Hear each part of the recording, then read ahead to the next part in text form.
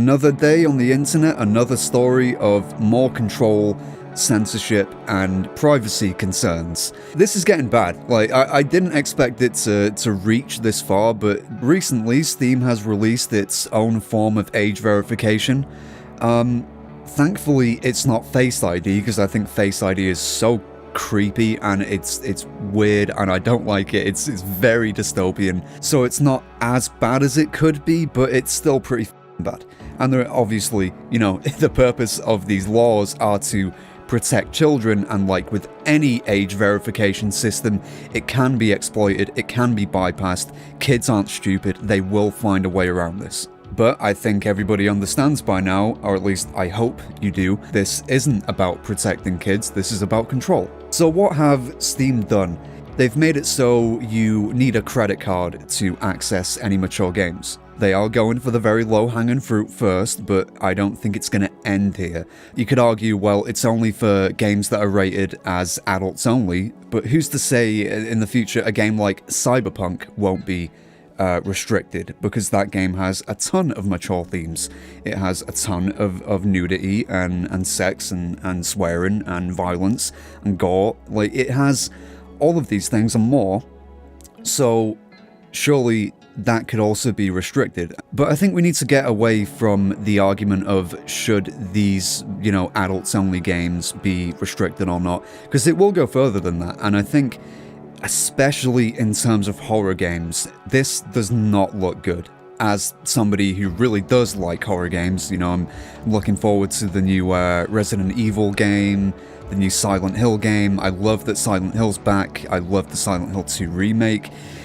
Take Silent Hill 2, for example. That is a game with very mature themes, extremely mature themes, especially for the time it was made. It pushed boundaries like no other game of that generation, in terms of storytelling and character writing and the themes of it surrounding it. I don't want to spoil too much, but it's a very, very dark and disturbing game, and it's great. Point is, that game has a ton of mature themes, of which that I don't want to spoil because it is a really fucking good game. You should go play it right now. Under this new legislation, who's to say that that game won't be restricted because of those themes? And you could argue that, oh well, this isn't happening yet, horror games aren't being censored, you could still buy very, very violent horror games on Steam without any problem for now.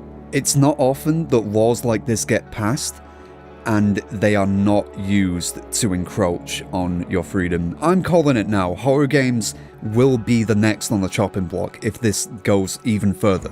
And going back to just like how they're implementing this kind of age verification, I wouldn't say most, I think it's like 25% of young adults don't have credit cards. They are adults, but this becomes an even bigger problem because now other payment methods are now invalid, like PayPal, for example. I wouldn't recommend you use PayPal on Steam, but if you want to, you should be able to. And like I mentioned in the Spotify video, this is just going to push people to piracy. And these small devs who make these mature-rated games, who probably don't make a whole lot of money to begin with, are going to lose even more money because people are just going to pirate their games, because then they're not going to want to apply for a credit card to play Hentai Slayer 4000, or I don't fucking know. I don't know these games, but as long as they don't have illegal content in them, as long as they just have, lewd stuff, I don't care. I don't fucking care what people do with their spare time, or if they spend their money in this way. It's their prerogative. They're fully grown adults, they get to decide. You can call them weird freaks all you like, but they have the freedom to be weird freaks. So what this is going to do, effectively, is exclude 25% of young adults from certain games on Steam. There are no alternative methods of age verification here. It is completely ineffective against minors, because they're just going to steal their parents' credit card, which, again, is supposed to be the sole purpose of this law. So kids are still going to have access to these games, whereas young adults are going to be penalised. It's scary how many governments are following the UK in lockstep with these laws. And there just hasn't been any real clear communication from Valve. Now, Valve do tend to keep things close to their chest. Gabe Newell only really speaks when he has something substantial to say. So my hope is that they are going to make a statement in the future, and they are going to clean things up, and they are going to make other payment methods viable. But as far as I can tell, that's not happening right now, and I hope to God that changes. But the pessimist in me thinks that it won't, because every business, every company has basically bowed down to these new laws. Everybody except 4chan. And, you know, it is so fucking disappointing. You know it's bad when 4chan is the sensible one in the room. When 4chan is the only one speaking out to power and sticking a finger up and saying, no, you're a bunch of foreign bureaucrats, we don't comply with this. Steam could do the same. Steam could 100% say, you know what, we're an American company, fuck you, we do what we want. I hope to God that is what is going to happen in the future, because although it's great that 4chan is putting up a fight and they're suing Ofcom, along with Kiwi Farms, I think, that is a great step in the right direction. As much as you might dislike 4chan and think that it hosts the dregs of society and it's just an absolute cesspit, 4chan is important and does have influence, even though its user base might not even, compare to something like Reddit. But yeah, you know it's bad when 4chan is the voice of reason. It's not good. That is not a good sign. And personally, as a UK citizen, I want every single American company to do what 4chan is doing and to basically just say no. Even if the result of that is going to be a blanketed IP-based ban on every one of these sites that stand up to the UK government and Ofcom, even if that is the result of it, I'm fine with that, because that will make people wake up. That will make people realize en masse, this is fucked up, what is our government doing? Because I still think there are a lot of people that are just kind of hand-waving it away, like, oh, who cares if your little porn games get censored, it doesn't matter that much. Like, no, it does matter. This isn't a slippery slope fallacy. This is happening, and they will further encroach on your freedom and your purchasing power and your freedom to choose which payment method you use to buy the things you want to buy. I've never really been much of an accelerationist. I've never been of the belief that things need to get bad before they get good. But in this case, I kind of do believe that. I kind of do believe that they come for the porn games, nobody cares. They come for the horror games, that's got a much, much wider audience, and people will not be happy about that. Who's to say that the new Resident Evil game won't be blocked because have you seen that gameplay demo of that monster just chomping off the main character's head, pretty much? Like other people have pointed out, it's kind of like a reference to the famous painting Saturn Devouring. I can't say that. What the fuck? Saturn devouring his son. Jesus Christ. But yeah, it's brutal. It's incredibly violent. They are coming for the porn games first because I think the Puritan types are much easier to convince that censorship is important for games with nudity and sexual themes. But do you really think they're gonna stop there? I don't think the people making these laws and in support of these laws are the types to just stop while they're ahead. And whenever you give authoritarians control, it is very, very difficult to make them relinquish that control. This video's kind of been all over the place. I usually very loosely script my videos and get bullet points, but I've just been going without a script here, so I apologize if this video is kind of a mess. Maybe I'll be able to edit it down into something more concise, but I just wanted to talk, off the cuff about this, because it's important to me as somebody who just loves horror games and loves games that have mature themes. I love Cyberpunk. Cyberpunk is one of my favorite games of all time. I'm a big fan of Silent Hill and Resident Evil, and I love games like Soma, and basically all of the frictional games, but I think Soma stands head and shoulders above all the other frictional games, like the Amnesia games, for example, just in terms of its storytelling. And if you are even mildly interested in psychological horror and you like games like Silent Hill, play Soma. If you are interested, especially if you like sci-fi horror, Soma is an absolute masterpiece. And luckily, games that you have previously bought, you can still access. The problem is, if it's a not safe for work game, you can't access like the community hub or anything like that.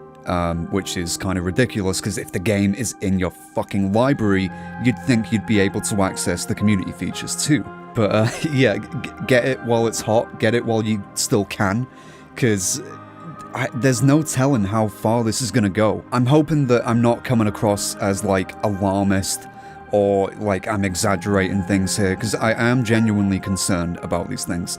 I'm not, you know, getting worked up about this because I want views and money. I'm not monetized. I don't think I ever will be.